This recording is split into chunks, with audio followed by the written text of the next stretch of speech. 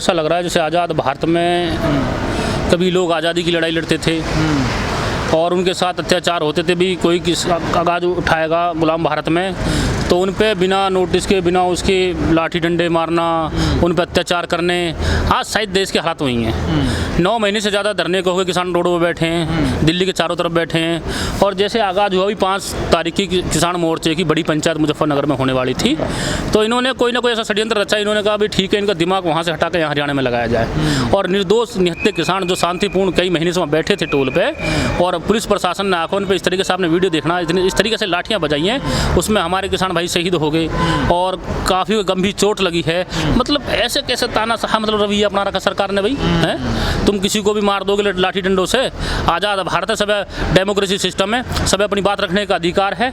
आज आज़ाद भारत में हालात वो हो चुके हैं, जो धरना देगा, जो सरकार के खिलाफ आवाज़ उठाएगा, उस पर मुकदमे लगा दिए जाएंगे, उसको जेल भेज दिया जाएगा या उसे लाठी डंडों से पीट पीट कर भगाया जाएगा। ये पहले हो गए ना, क्या बोले करे, तुगलक हो गए, जो मतलब तानाशाह हो गए, हिटलर शाही राज, हिटलर हो गए। तो ये तो वो राज कर रहे हैं, जो ये कर रहे हैं वही देश में ठीक है। अरे देश का सिस्टम, भारत इतना समृद्ध देश है, इतने बड़े राज्य हैं, अपने आप में एक डेमोक्रेसी सिस्टम है, हर जाति के लोग हैं, हर धर्म के लोग हैं, और फिर भी हम एक भारतीय होने पर गर्व करते हुए हम भारतीय हैं। और आज देश में कुल्ली देश में सरकार जो बनती है वो जनता के हित के लिए बनती है, जनता को मतलब संविधान की रक्षा के लिए काम करती है। और आज जो सरकार है उससे आज संविधान भी खतरे में है देश का। जो करनाल में घटना हुई, एसडीएम कह रहे हैं कि अगर कोई इधर आता बैरिकेडेंगे तो सर फोड़ देना। बताओ, एक जिम्मेदार व्यक्ति जो पब्लिक सर्वेंट होता है, एक तैयारी करके भाई एसडीएम एक जिम्मेदार व्यक्ति होता है, पब्लिक सर्वेंट होता है, पब्लिक की सेवा के लिए नियुक्त किया जाता है वो।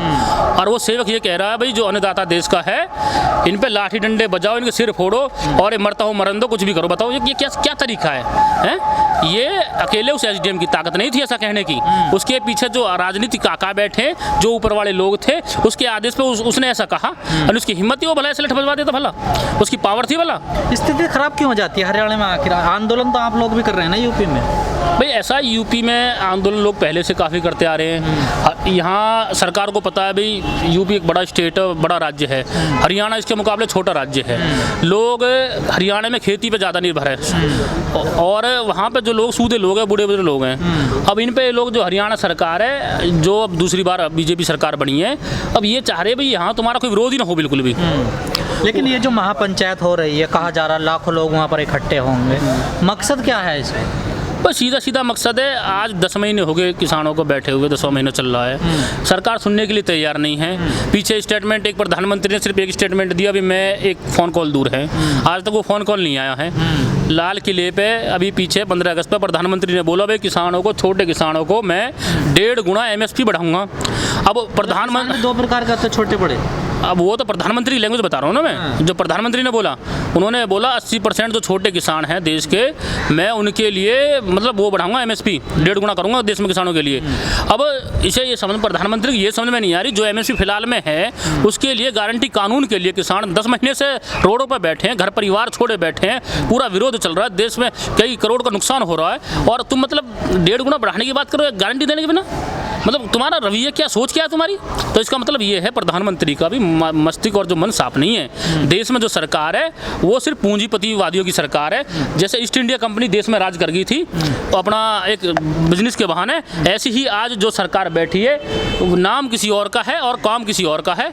ईस्ट इंडिया कंपनी की तरह या जो बड़ी बड़ी पूंजीपति कंपनी जो देश से चला रही है, आज उनके हिसाब से देश में कानून बन रही है, जब वही देश को चला रही है। बॉर्डर पे आप बैठे तब सरकार पे दबाव नहीं बना, तो पंचायत से एक दिन में क्या दबाव बन जाएगा? देखो जी, कोई भी चीज़ है उसके लिए संघर्ष करना पड़ता है। कहते ना चींटी चढ़ती है बार बार गिरती है, चढ़ती है बार बार गिरती है, एक दिन सफलता की वो पहुंच ही जाती है। तो कहते हैं भाई वो चीज़ें जो है संघर्ष करना बहुत ज़रूरी है। अगर विरोध नहीं करेंगे, आज नहीं लड़ेंगे, 9 महीने हो गए, 10 महीने हो गए, 10 अगर 1 साल हो, 10 साल भी हो जा, 9 साल भी हो जा, हम लोग पीछे नहीं हटेंगे। हम जो आज देश में गलत हो रहा है उसका विरोध करेंगे। और ये तो किसानों का अकेला मसला नहीं है, देश की जो गरीब जनता है, जो बेचारे मजदूर लोग हैं, आज उठा कर देखो ना देश में कितने % गरीब लोग हैं, कि क्या देश के हालात हैं। आज कहाँ रोजगार मिल रहा है लोगों को, कहाँ रोजी रोटी मिल रही है, कहाँ इलाज मिल रहा है लोगों को? बताओ, कोरोना काल में 2 झटके देश लग ली है, कितने इतने हज़ारों लोग हमारे पर डे मरे देश में, क्या क्या दिया उनके परिवार वालों को सरकार ने? क्या क्या क्या क्या, क्या उनके रोजगार, उनके बच्चों को पाल लेगी सरकार? जो लोग शहीद हो गए देश के लिए, जो काम करते करते हमारे डॉक्टर बेचारे शहीद हो गए, यहाँ जनता का इलाज करते करते कोरोना काल में, हमारे किसान भाई रोड पे बैठे बैठे शहीद हो गए, क्या सरकार उनकी भरपाई कर देगी? उनके बच्चों को पाल लेगी या सरकारी नौकरी दे देगी? सरकार कहाँ कर रही है काम आज बताओ? सरकार कर रही है पूंजीपतियों के लिए सिर्फ काम। आज देश में अनिल अंबानी और अडानी उनकी सरकार चल रही है। देश के संविधान के साथ में छेड़छाड़ करी जा रही है। बताओ कैसे पता था अडानी को भी तुमने वहाँ वो बना लिए, बड़े बड़े शैलो बना लिए, बड़ी बड़ी मंडियाँ बना ली, लेकिन कानून था नहीं। सुमित जी, जिस क्षेत्र में पंचायत हो रही है, कहा जा रहा है कि वहाँ पर भी किसान दो गुटों में बट गए हैं। ऐसा कुछ नहीं है, किसानों का एक ही गुट होता है। और किसान, ऐसा हो सकता है रास्ते अलग अलग हों। देश की आज़ादी में लोगों ने दो तरह के रास्ते अपनाए थे। भगत सिंह का रास्ता अलग था, महात्मा गांधी का रास्ता अलग था, सुभाष चंद्र बोस का रास्ता अलग था, पर लड़ाई मकसद तो सबका एक ही था ना, जनता की भलाई करना, देश को आज़ाद कराना। आज भी हर किसान का मकसद एक ही है, चाहे रास्ते जॉक से अलग अलग हों या गुट हों, कुछ नहीं है ऐसा। बाकी सारा किसान एक है। और एक तरीके से एक आह्वान पे मुजफ्फरनगर में बहुत बड़ी महापंचायत होने जा रही है। ये लोग आंकड़ा नहीं लगा पाएंगे वहाँ कितने लोग इकट्ठे होंगे, और वो लोग जो इकट्ठे होंगे ना, वो लोग वो गिनती में अगर 20 लाख 25 लाख हों, वो सिर्फ 25 लाख नहीं है। वो जो जिन से लोगों से वादा करके अपने गांव से एक बंदा जाएगा, अगर किसी गांव में 5000 वोट है, वहाँ से अगर एक बंदा आया, या किसी राज्य से वहाँ से 10 बंदे आए, तो वो सोच लो पूरे भारत का आदमी वहाँ मिलेगा और पूरे भारत में ये आवाज़ जाएगी। 5 तारीख की घोषणा जो बिगुल बजाएगा उस समय, ये सरकार की नींव उखाड़ने का सबसे बड़ा काम करेगा। चाहे तो सरकार अपने मंसूबे जो पूंजीपति की गोद में जाकर बैठी है, उतर के धरातल पर आके इस देश की जनता का हल जाने, और नहीं तो 5 तारीख को बिगुल बजने वाला ये सरकार का अंत ऐसा होगा जो ना कोई चीज़ भड़के गई है तो इनका भी अंत आ लिया। इनका भी पेट बहुत बड़ा हो गया, इनका भी घड़ा पाप का भर चुका है जो फूटने वाला है। संजीव बालियान भी आएंगे क्या? उनके बारे में संजीव बालियान जी जाने। भाई मैं तो संजीव बालिया से बात करता नहीं, वो संजीव बालिया अपने खुद बताएंगे, जा ना जा उनकी मर्जी है, अपनी मर्जी का मालिक है सब। हमारा है, हम जाएंगे। उनका तो विरोध हो रहा है ना वहाँ पर। अब भाई उन्होंने कोई ऐसा काम करा होगा जो विरोध करी जनता। देश आज तो ये लगा लो ना भाई, विरोध वाले काम ही क्यों करते हो आप लोग हैं? अरे देश में आज मुझे एक चीज़ समझ में नहीं आ रही है, बीजेपी सरकार में सबसे ज़्यादा विधायक बन के गए हैं, सबसे ज़्यादा सांसद बन के गए हैं, और जो लोग वहाँ बन के गए हैं वो लोग कभी दूसरी पार्टियों में होकर करे, आधे डुबकी मार के इनके में पहुँच गए। जब वो लोग दूसरी पार्टी में होकर, कांग्रेस में होकर या किसी अन्य पार्टी में है, वे आरोपी मतलब भाई भ्रष्ट लोग थे, इनके पास जाते नहीं है, वो सारे मतलब दूध के धुले बन गए।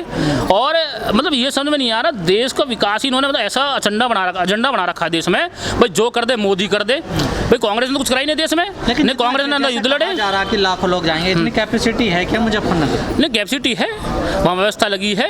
किसान संगठन हमारे वहाँ जो कार्यकर्ता हैं, जो हमारे वहाँ वो हैं वॉलंटियर है, वो सारे अभी पहले से तैयारी चली लगातार।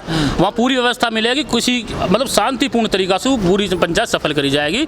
और इसमें सरकार पूरा प्रयास करेगी, इस पंचायत को भंग करने की कोशिश करेगी। सरकार पूरा जोर लगा रही है कैसे भी इस पंचायत को भंग करा जाए। इसमें मतलब ऐसा झगड़ा करवाने का प्रयास सरकार का है, और सरकार इसमें पूरा जोर लगा रही है कैसे भी पंचायत जो असफल रहे। इससे पहले कुछ झगड़ा हो, कुछ ऐसा कुछ बवंडर सरकार रचाना चाह रही है, पर किसान हमारे समझदार है, शांतिपूर्ण तरीका से वहाँ जाएंगे और अपनी आवाज़ जो आह्वान होगा संयुक्त मोर्चे की कॉल का, उसका सब पालन करेंगे और सरकार को बताएंगे आ रहे दिन आने वाले अगने वाले। पर आपका कंट्रोल तो नहीं रहता ना भीड़ पे? कंट्रोल कैसे नहीं होता बताओ? पूरा कंट्रोल रहता है। तारीख को कहाँ कंट्रोल रहा? भाई कंट्रोल नहीं होता तो सरकार ने करवाया था ना। भाई जो लोग बैरिकेड बंद थे, जो रूट दिए गए सरकार ने बंद कर दिए, जहाँ से जनता जानी थी अपने लोग पहुँचा दिए हो लाल किले पे इन्होंने। भाई किसान क्या पता, गाँव के किसान है, उसने कहाँ लाल किला देखा है? तुम पढ़े लिखे लोग दिल्ली की सड़कों पर हम खूजा अब भी, हम तो दिल्ली के पास रह रहे हैं, हमें पता नहीं कौन सा रूट कहाँ जा रहा, जिधर गाड़ी मुड़ के चल दिए। घटना से बचने के लिए क्या तैयारी की आप लोगों ने? हमारी पूरी तैयारी है, पूरे रास्ते चिन्हित कर दिए गए हैं, पूरे सिस्टम शुरू से लेकर आखिर तक का ग्राउंड जहाँ पंचायत होनी है वहाँ से लेकर शहर से बाहर तक लेकर पूरी व्यवस्था वहाँ लगा दी गई है। पूरे वॉलंटियर हैं वहाँ, पूरी व्यवस्था वहाँ रहेगी हमारी तरफ से। वहाँ कुछ भी मतलब शांतिपूर्ण तरीके से वहाँ आना जाना व्यवस्था सारी कंप्लीट है।